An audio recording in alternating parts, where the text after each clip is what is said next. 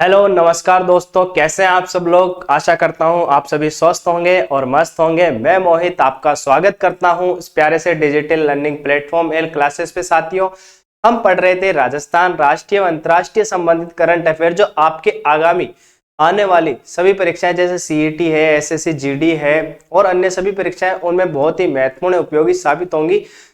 तो स्टार्ट करते हैं हम आज का सेशन क्वेश्चन नंबर 1 से। साथियों,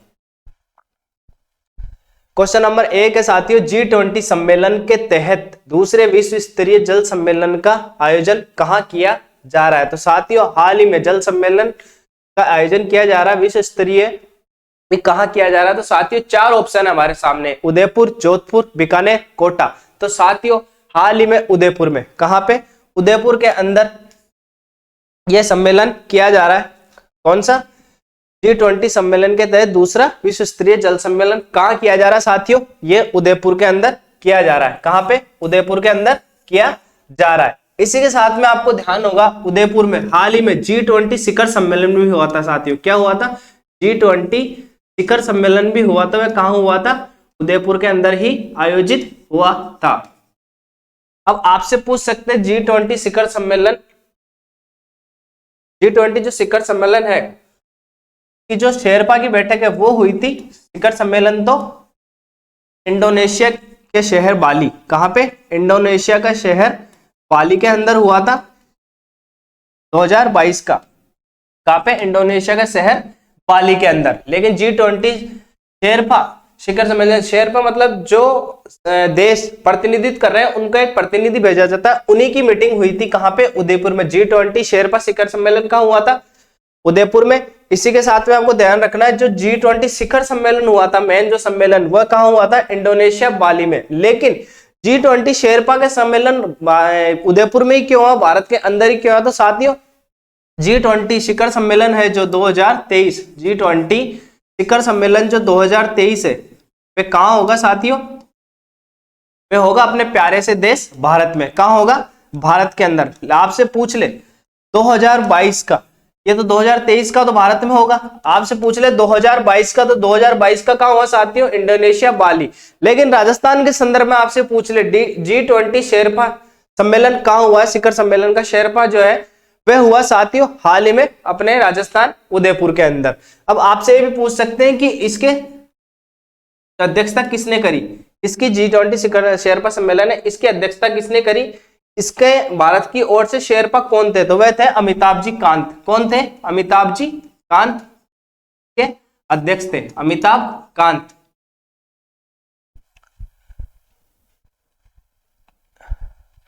राज्य बजट 2022-23 में घोषित राजस्थान कृषि श्रमिक संबल मिशन के तहत कितनी महिलाओं को प्रशिक्षण दिया जा रहा है।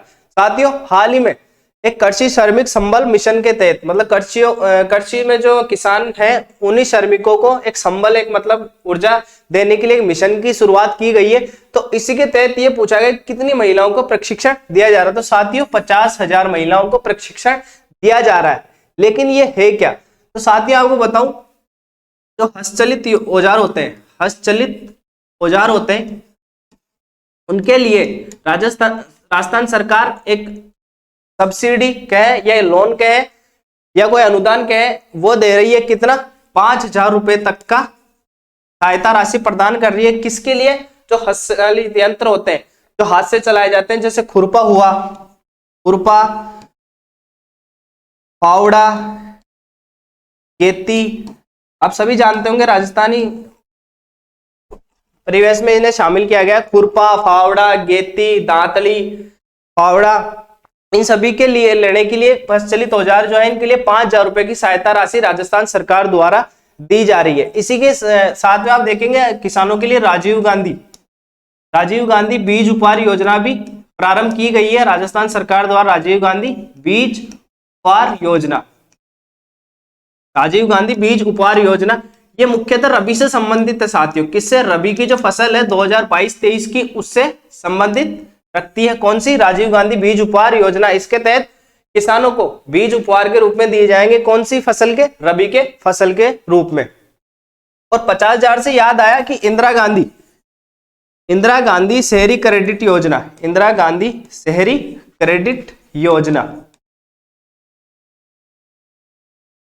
इंदिरा गांधी शहरी क्रेडिट योजना के तहत जो ठेले वाले हैं, थड़ी वाले हैं, जो रेहड़ी पटरी वाले हैं, रोड पे जो दुकान वगैरह लगाते हैं, उन्हें 50,000 रुपए का लोन राजस्थान सरकार देगी बिना ब्याज के। कितना? 50,000 रुपए का बिना ब्याज के लोन देगी और 1 साल में चुकाने की उनकी मोहलत होगी। कितने? 50,000 रुपए की। और 50,000 महिलाओं को क्या दिया जा रहा? प्रशिक्षण। किस योजना के तहत? राजस्थान कृषि श्रमिक संबल मिशन के तहत। इसके साथ में देखेंगे हाल ही में मदर टेरेसा के नाम से प्रसिद्ध प्रसन्ना भंडारी, कौन? प्रसन्ना भंडारी का निधन हो गया है।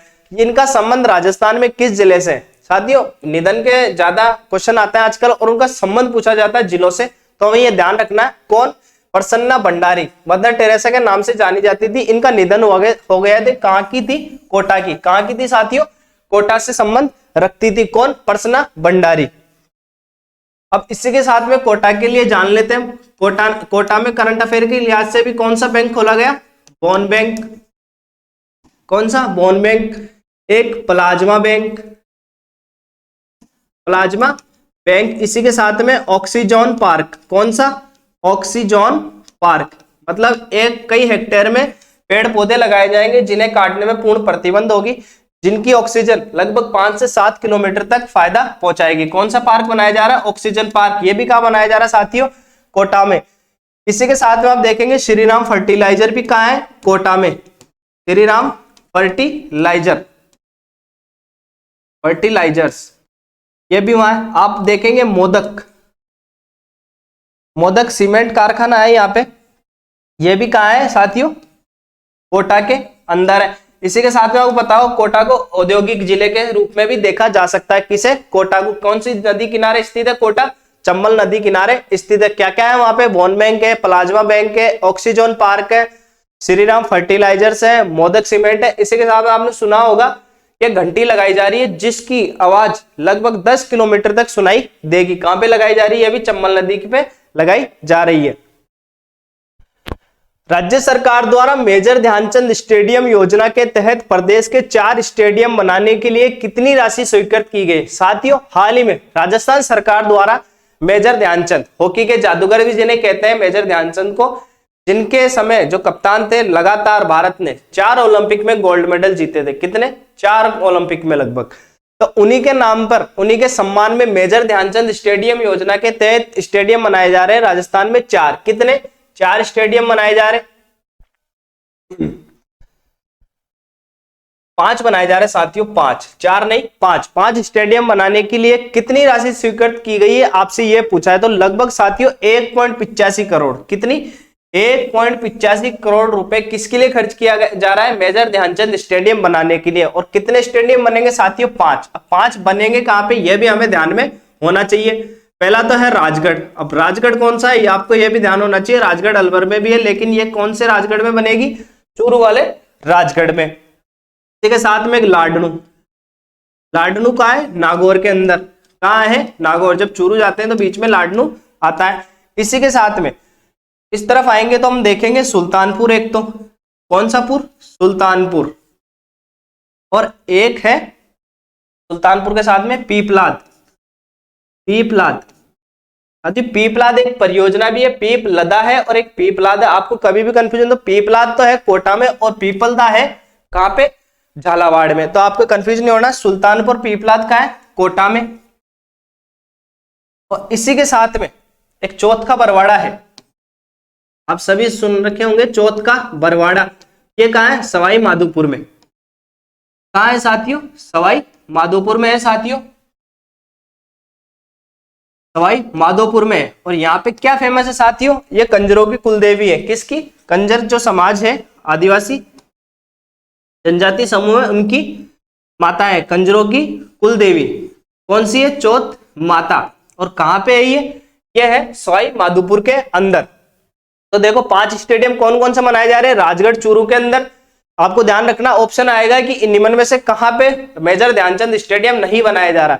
तो आपको ध्यान रखना, 5 नाम: राजगढ़, चूरू, लाडनू नागौर, सुल्तानपुर कोटा, पीपलाद कोटा और इसी के साथ में एक चौथ का बरवाड़ा कहां पे, सवाई माधोपुर। कितने रुपए लगाए जा रहे हैं, लगभग 1.85 करोड़ रुपए लगाए जा रहे हैं राजस्थान सरकार द्वारा।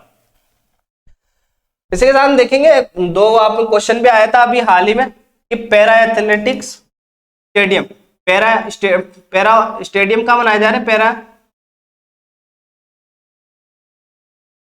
ये भी साथियों जयपुर और जोधपुर में, कहां पे, जयपुर और जोधपुर में बनाए जा रहे हैं पैरा स्टेडियम।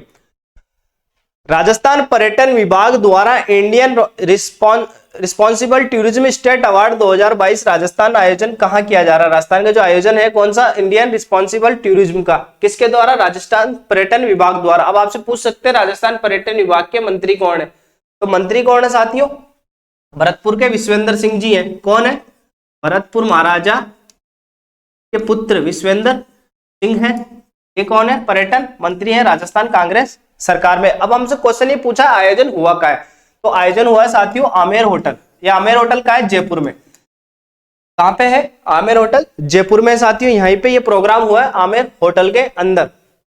अब आपसे पूछ सकते हैं राजस्थान की जो पर्यटन नीति है, नवीनतम नीति है, कब आई थी, यह आई साथियों 2020 में, 2020 में आई थी, ये लगभग आई थी साथियों सितंबर 2020 में आई थी। अगर प्रथम पूछ ले तो वो आई थी 2001 में, ठीक है, 20 साल बाद, ये भी सितंबर 2001 में आई थी। और जब नवीनतम पूछ ले, आपको नवीनतम ध्यान रखना, सितंबर 2020 में आई थी। आपसे पूछ ले इको टूरिज्म पॉलिसी कब आई, इको टूरिज्म पॉलिसी कब आई, तो साथियों ये आई थी जुलाई 2021 में। कब आई, साथियों जुलाई 2021 में ये नीति आई थी। अब आपसे पूछ सकते हैं जो पर्यटन विभाग है, एक तो पर्यटन निदेशालय है, क्या है, निदेशालय, एक पर्यटन विभाग है, कौन कौन से है, पर्यटन निदेशालय और पर्यटन विभाग, इनकी स्थापना आपसे पूछी जा सकती है। तो देखो निदेशालय नी, एन कितने नंबर पहला आता है और विभाग वी बाद में आता है, तो निदेशालय पहले आएगा। तो कौन, कब हुई थी, 1955 में, इसकी स्थापना हुई थी 1956 में। आपको ऐसे ध्यान रखना, आप कंफ्यूज होंगे, निदेशालय एन अल्फाबेट के हिसाब से, मतलब निदेशालय एन पहले आता, तो पहले किसकी स्थापना होगी, निदेशालय की 1955 में, और पर्यटन विभाग की पूछ ले तो 1956 में। मंत्री कौन है, विश्वेंद्र सिंह। पर्यटन नवीनतम नीति कब आई, हाल ही में, सितंबर 2020 के अंदर। इको टूरिज्म पॉलिसी जुलाई 2021 के अंदर। कहां हुआ ये प्रोग्राम, आमेर होटल के अंदर। नवंबर पुणे में आयोजित हुई 71वीं अखिल भारतीय पुलिस टूर्नामेंट में राजस्थान के खिलाड़ियों ने कितने पदक जीते, तो साथियों हाल ही में नवंबर में एक टूर्नामेंट हुआ था, अखिल भारतीय पुलिस टूर्नामेंट। ये कौन से नंबर का, साथियों ये भी ध्यान रखना, 71वें नंबर का। कौन से नंबर का, 71वें नंबर का। अब आपसे पूछ सकते हैं टूर्नामेंट में राजस्थान के खिलाड़ियों ने कितने पदक जीते, तो साथियों 21 पदक। कितने, 21 पदक राजस्थान ने जीते, जिसमें 6 स्वर्ण है, 9 रजत है और 6 कांस्य हैं। कितने पदक जीते हैं, कुल 21, 9 6 15 6 21, कितने, 21 पदक जीते हैं। इसी के साथ में हम आपको बताऊं साथियों, कबड्डी जो हुआ था पुलिस टूर्नामेंट में, कबड्डी वो राजस्थान ने जीती है। किसने जीती है साथियों, राजस्थान ने। इसी के साथ में आपको साथियों ध्यान हो, 48वीं जूनियर कबड्डी ये कहां हुई, इंपोर्टेंट तो ये हरिद्वार में हुई। हरिद्वार कहां है, उत्तराखंड में। हरिद्वार कहां है, उत्तराखंड में साथियों। इसे किसने जीता, इसे भी राजस्थान ने जीता। किसे हराकर, हरियाणा को। हरियाणा को हराकर 18 साल बाद, लगभग 18 साल बाद ये टूर्नामेंट जीता राजस्थान ने। 18 साल पहले कबड्डी जीती थी, लेकिन अब 18 साल बाद जीती है। कौन सी, 18 साल ही बाद 48वीं जूनियर कबड्डी। कौन से नंबर की, 48वीं। जीती किसने, राजस्थान ने। इसी के साथ में कबड्डी से ध्यान आया, हाल ही में प्रो कबड्डी हुई थी साथियों, प्रो कबड्डी लीग। आप सभी परिचित होंगे प्रो कबड्डी लीग, ये जीती है पिंक पैंथर ने। पिंक पैंथर कौन है, राजस्थान की टीम है, अभिषेक बच्चन साहब की। पिंक पैंथर ने प्रो कबड्डी लीग जीता है हाल ही में। इसी के साथ में आपसे पूछ सकते हैं, एक पेपर में आया भी था पुलिस में, कांस्टेबल में, कि पिछले साल का 2021 का प्रो कबड्डी लीग किसने जीता था? वो जीता था दिल्ली दबंग ने। किसने जीता था साथियों? दिल्ली दबंग ने जीता था, दिल्ली दबंग ने। इस बार का किसने जीता है? पिंक पैंथर राजस्थान ने जीता है। 48वीं जूनियर कबड्डी कहाँ हुई? हरिद्वार में। हरिद्वार कहाँ है? उत्तराखंड में। किसने जीता? राजस्थान ने। किसे हराकर? हरियाणा को। कितने साल बाद? 18 साल बाद। कौन से नंबर की थी? 48वें नंबर की। ये कौन से टूर्नामेंट हुए? 71वें अखिल भारतीय पुलिस। कितने पदक जीते राजस्थान ने? 21। बैलोन डी पुरस्कार 2022 किसे प्रदान किया गया? साथियों हाल ही में बैलोन डी पुरस्कार है, ये फुटबॉल से संबंधित है। किससे संबंधित है? फुटबॉल से। तो इसे हाल ही में किसे प्रदान किया गया? ये पूछा हमसे। करीम बेंजेमा है, आप इमेज में देख पा रहे होंगे, यह है करीम बेंजेमा। इन्हें यह पुरस्कार दिया गया है। ये रियल मैड्रिड के खिलाड़ी है। रियल मैड्रिड एक क्लब है साथियों स्पेन का, उसी के खिलाड़ी है। इन्हें यह प्रदान किया गया। अब आपसे पूछ सकते हैं एलेक्सियम कौन है? तो एलेक्सियम साथियों जो बैलोन डी पुरस्कार दिया, ये तो पुरुष को दिया गया है। कौन है? Karim Benzema. लेकिन महिला का किसे दिया गया? बैलोन डी पुरस्कार महिला, ये महिला का है। ये महिला कौन है? ये जिन्हें पुरस्कार दिया गया यह है एलेक्सियम। कौन है? एलेक्सियम। ये गवी नाम आप जो देख रहे हैं ये युवा फुटबॉलर है। इन्हें युवा फुटबॉलर का अवार्ड दिया गया किसके द्वारा? बैलोन डी पुरस्कार के अंतर्गत। ये बैलोन डी पुरस्कार देता कौन है साथियों? फ्रांस की एक संस्था है, वही ये बैलोन डी पुरस्कार देती है। कौन सा? बैलोन डी पुरस्कार किसके द्वारा दिया जाता है? फ्रांस के द्वारा। युवा फुटबॉल का पुरस्कार है, वो किसे दिया गया? गवी को। लेकिन आपसे पूछ ले रॉबर्ट लेवेंडोव्स्की को कौन सा पुरस्कार दिया गया? तो बेस्ट स्ट्राइकर का। जो फॉरवर्ड खेलते हैं उन्हीं में बेस्ट फॉरवर्ड का अवार्ड किसे दिया गया? रॉबर्ट लेवेंडोव्स्की को दिया गया। ये ब्रायन म्यूनिख से खेलते हैं साथियों, पोलैंड के खिलाड़ी है। मूलतः कहां के? पोलैंड के। आज का अंतिम और आखिरी क्वेश्चन साथियों, फीफा विश्व कप 2022 किस देश ने जीता? साथियों हाल ही में फीफा विश्व कप हुआ है, ये किसने जीता है? हमसे ये पूछा है साथियों। 4 ऑप्शन है, अर्जेंटीना, फ्रांस, क्रोएशिया, कतर। तो साथियों हाल ही में बहुत ही शानदार मैच हुआ था, हमने देखा हो तो। इसे अर्जेंटीना ने जीता साथियों। अर्जेंटीना की टीम आप देख ही पा रहे हैं, अर्जेंटीना की टीम है जिन्होंने 2022 का फीफा वर्ल्ड कप जीत लिया है। किसने? अर्जेंटीना ने। अब इसे किसे हराकर जीता है? तो ये फ्रांस की टीम है जो पिछली बार विजेता थी, फ्रांस फीफा वर्ल्ड कप, उसी टीम को हराकर अर्जेंटीना ने जीत लिया है। किसे? और इसी के साथ में आप पूछ सकते हैं थर्ड नंबर पे कौन रहा? तो थर्ड नंबर पे रही क्रोएशिया। क्रोएशिया ने साथियों एक देश को हरा के ये जीता है। और कतर में साथियों ये टूर्नामेंट हुए थे फीफा के। कौन से नंबर के थे साथियों? ये 22वें फीफा वर्ल्ड कप था। कौन सा? 22वां फीफा वर्ल्ड कप था। कहां पे हुआ? कतर के एक राजधानी है दोहा के अंदर साथियों ये हुआ था। तो कितने टीमों ने भाग लिया साथियों? 32 टीम भाग ली थी। कितनी टीमें? देखो 22वां तो टूर्नामेंट और 32 टीमें। कितनी टीमें? 32। अब आपसे इसका मस्कट पूछ सकते हैं, तो मस्कट क्या थे इसका? लाएब। आपको ये ध्यान रखना, केवल लाएब, आपको ये ध्यान रखना ये इसका मस्कट था। अगर ऑप्शन में ये आए तो आपको ये राइट करना है लाएब। किसने जीता? अर्जेंटीना ने। किसे हराकर? फ्रांस को जीतकर। और आपसे पूछ सकते हैं गोल्डन बूट किसे मिला? तो गोल्डन बूट मिला साथियों, गोल्डन बूट मिला है एम्बापे को। किसे मिला है? एम्बापे को, जो फ्रांस के स्ट्राइकर थे उन्हें मिला है। और आपसे पूछ ले गोल्डन फुटबॉल किसे मिली है? गोल्डन फुटबॉल आपसे पूछ सकते हैं, अगर फीफा के बारे में पूछ सकते हैं तो फुटबॉल मिली है लियोनेल मेसी। ये कहां के खिलाड़ी है? अर्जेंटीना के लियोनेल मेसी। इन्हें यह